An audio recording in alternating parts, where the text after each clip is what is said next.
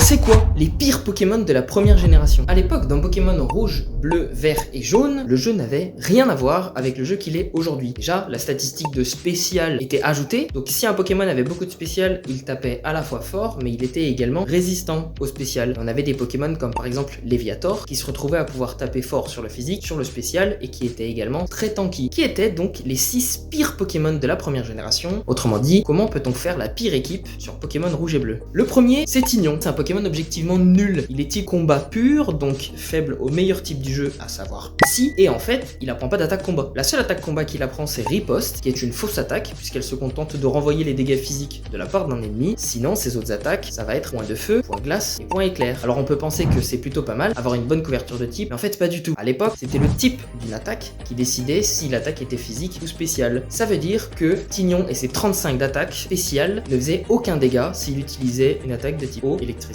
ou feu, puisque ces types-là étaient exclusivement spéciales. On se retrouve avec un Tignon qui ne peut pas profiter de son énorme base d'attaque de 105, mais qui doit taper avec 35 de puissance. Ça lui laisse quoi comme attaque? Force, qui est de type normal, qui fait pas beaucoup de dégâts, et qui est même pas précise en plus de ça, et point comète. Le deuxième Pokémon qui était vraiment nul en première génération, ça va faire mal à certains, mais c'était Roucarnage. Déjà le type normal vol, c'était nul, ça va pas vite, ça tape pas très fort, il avait des statistiques pas ouf, et en plus de ça, sa seule attaque vol qui faisait vraiment des dégâts, c'était Cruel, une attaque à 35 de puissance. Ses autres options étaient Piqué ou Mimique, qui concrètement sont des attaques de merde. On se retrouve avec un Pokémon qui doit utiliser Jet de Sable, Charge ou Tornade, qui n'était même pas une attaque vol à l'époque. Le Pokémon bien nul. Le troisième Pokémon qui souffrait de la première génération, c'est Crabos. Alors Crabos, quand on voit ses statistiques, faut se dire que c'est pas trop mal. Beaucoup d'attaques, beaucoup de défense, une vitesse un peu basse mais utilisable. Qu'est-ce qui fait qu'il était nul? Eh bien en fait, c'est parce que c'était un Pokémon de type eau. Le type eau, à l'époque, ça faisait que des attaques spéciales. Crabos en spécial, il a 45, c'est vraiment naze, donc il peut plus utiliser d'attaque eau et profiter de sa grosse attaque physique. Comme pour Tignon,